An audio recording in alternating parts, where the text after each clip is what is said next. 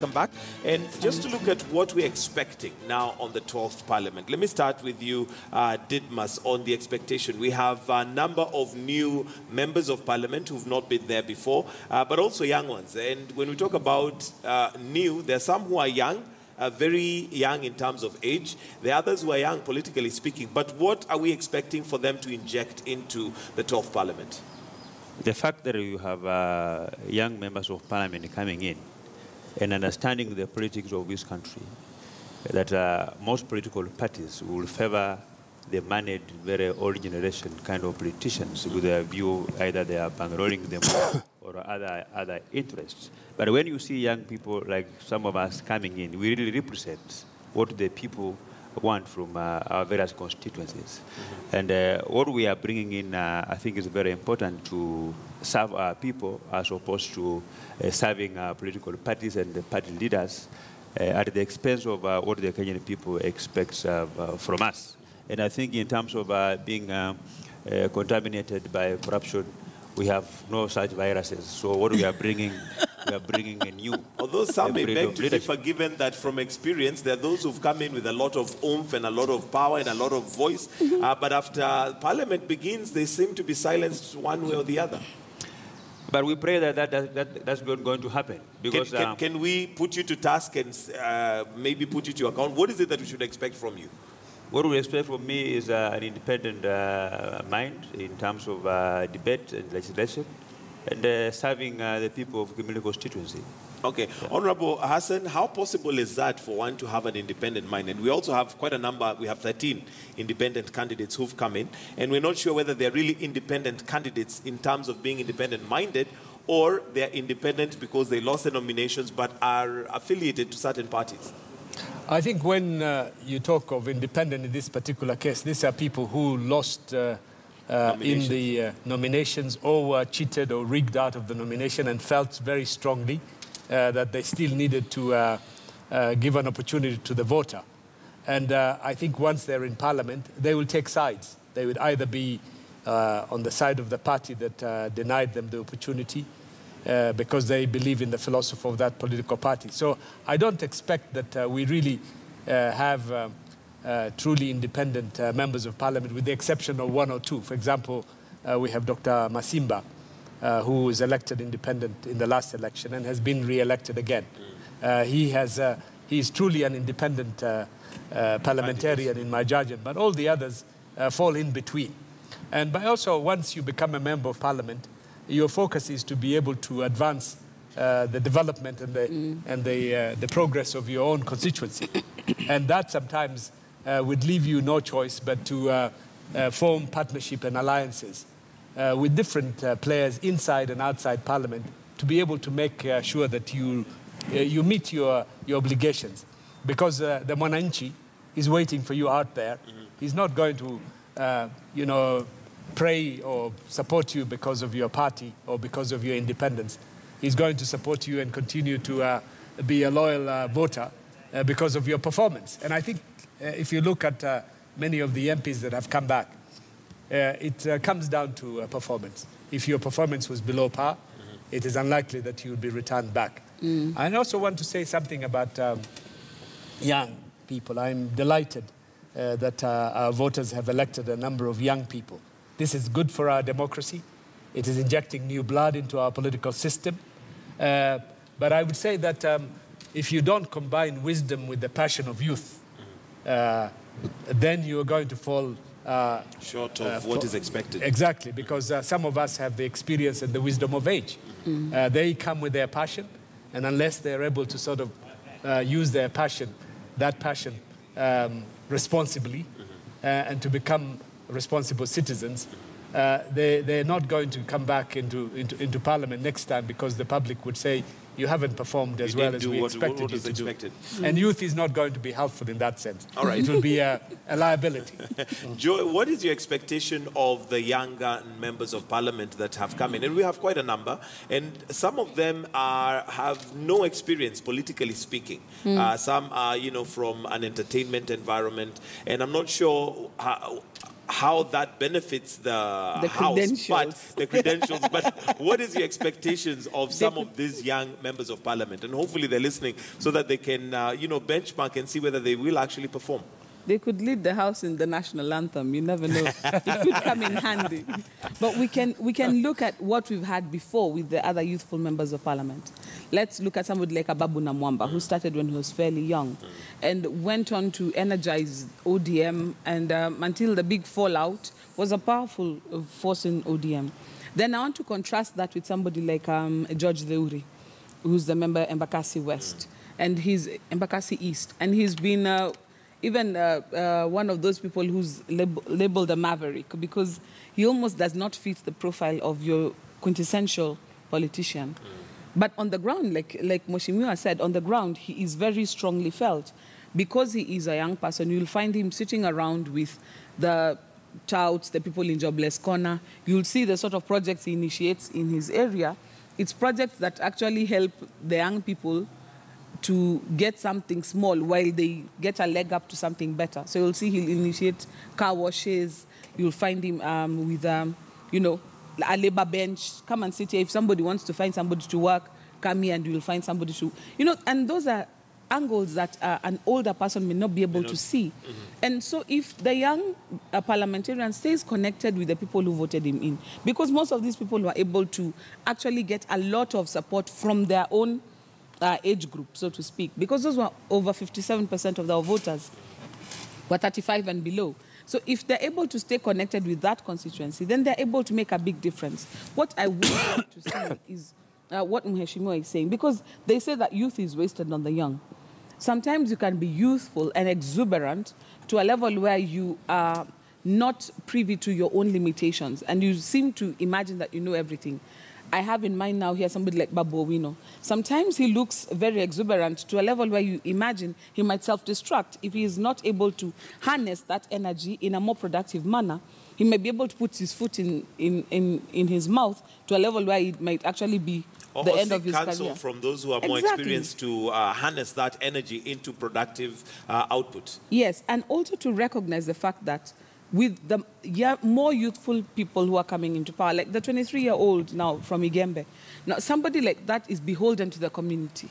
Is somebody who has been brought there with the aspirations of an entire community. I would hope that these youthful parliamentarians would use this opportunity, because they are the ones who have the benefit of time. Even if they don't get re-elected, they have got more years in order to grow this political capital. If they would be able to stay connected with those people who sent them to parliament and not get sucked in. One of the things that we want to see, for example, we want to see members of parliament who will become people's servants. So, for example, if you're going to talk about health insurance, they'll be able to use NHIF so that we can all be working towards. They'll be able to talk about bills now that Sarasarem has scaled down. They'll not be bringing a bill to overturn what Sarasarem. We want people who will be saying, look, I have known the pain of walking barefoot. I have known the pain of staying out of school. And I understand that this money would be better used this way, and be able to put their lives on the line for the sake of the Wananchi. So I have a lot of hopes that the ideology and the aspirations of the young people that sent some of these young people to parliament, they'll still be able to carry through. But that said, this populism, sometimes you are able to elevate somebody to the level of incompetence.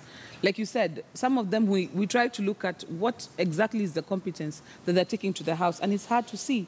And I would also hope that they would realize where they have a gap, and that they would seek an education, whether it's a short course here or there, looking for a mentor, so that you're not caught up in the, oh, I made it, I am now a big man, but you would actually take sense to see, here I am out of my depth, how do I better myself?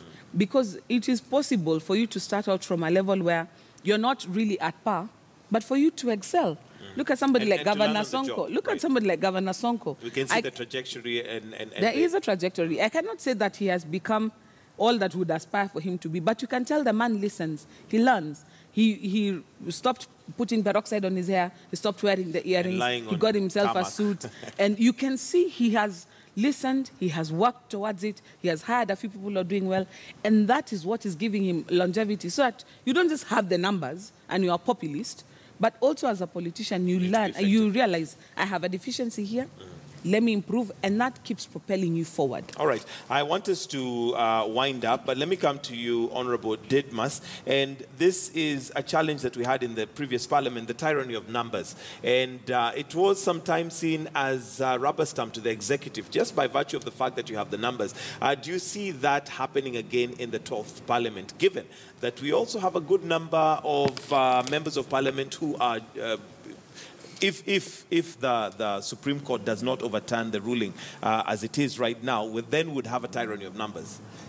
Yeah, of course. You see, the reasons why political parties are formed is to consolidate power. And if you have such numbers in the assembly, you use them. Owing to, if you look at the way politics of this country is played, people begin to plan for the next elections as early as possible. And what we've been seeing in Parliament, where tyranny of numbers comes into play, is going to continue happening. The issue here is that depending on what is being discussed on the table, but in terms of, for example, Jubilee has the numbers, which the Kenyans, have given us the more numbers than CORD, than ODM, the other political parties. And we expect that we are going to use the tyranny of numbers to advance the Jubilee agenda for this country. If we have bills that needs to be enacted, to be able to put the Jubilee manifesto into laws, into action, we will do it. If we have attempts by the opposition either to pass bills which will give them an advantage, either to share power or do anything else, we will block. So the tyranny of numbers, I think, continues. It will continue. Being all right. Honorable Yusuf Hassan, we're out of time. Your closing comments on your expectations on the 12th Parliament. Well, I think we have a lot of challenges. We are going through an interesting time as our democratic process advances. And I think the current Parliament has its tray full. We have a lot of things to do. First of all, we have to be sworn in. We elect our Speaker, Deputy Speaker, Majority Leader, and all the structures that are necessary so that we can start our work as quickly as possible. And then we go to the committees. I hope that we would form some strong committees. I want to say that using the word tyranny of numbers is undemocratic. The majority party in any country is a party that has the majority support of the population. Right. It's the Kenyan public that wants us to go in that particular way. But also it's misleading to think that just because you're in a majority political party, a member of parliament at any given time would agree or with that line. There's a lot of democracy inside the political parties, and some of the members of parliament sometimes disagree with the decision of the party leadership. A good example is the gender rule. In fact, both President Uhuru Kenyatta and the leader of the the leader of the opposition have urged their members of parliament to sort of pass that bill, and yet it wasn't still passed. Did not pass. Yeah, so it is not as simple as having a big majority. You also have to persuade members of parliament that, in fact, that particular bill is in the best interest of the country for it to be passed. So I'm looking forward for a more cooperative parliament in which we will pass good, progressive laws that would work and entrench our democracy. All right, thank you. Joy Brenda, your closing comments? One thing that I look forward to with this 12th Parliament is to have more responsive leadership. We have been treated to a lot of selfishness, a lot of sideshows, where when the bills are public-centered, the politicians close ranks. But when the bills are neither here nor there, then party affiliations come in.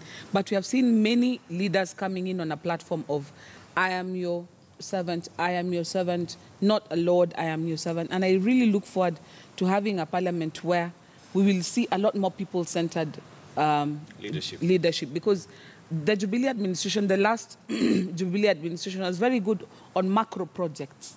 But on the little projects, they came in a little bit late with sort of rushing towards the end. I hope now we'll see a lot more of that, where the common Mwananchi will feel the effect. And this should come through with the bills and the policies that are passed, and even how much support we lend to the national government as well as to the county governments. Because this is one of those situations where sometimes the National Assembly can be very instrumental, and the Senate can be very instrumental also in actualizing devolution, so that Kenyans mashinani can feel an improvement and a relief in their lives, not just seeing very good numbers in the World Bank. We see our president invited the G7 and to the G20. And we can tell nationally and internationally we are making some progress, but in our pocket, we are not feeling it. So I look forward to people-centered leadership. Thank you very much, ladies and gentlemen. That Joy Brenda Mdivo, who is a lawyer and also a political analyst, Honorable Yusuf Hassan, member of Parliament-elect for Kamkunji, and Didmas Barasa, who's member of Parliament-elect for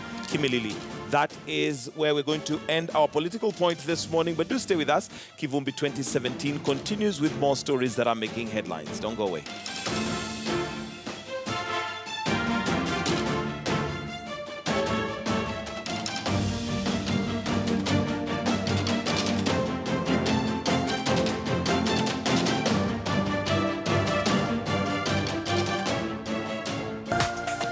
This is KTN News.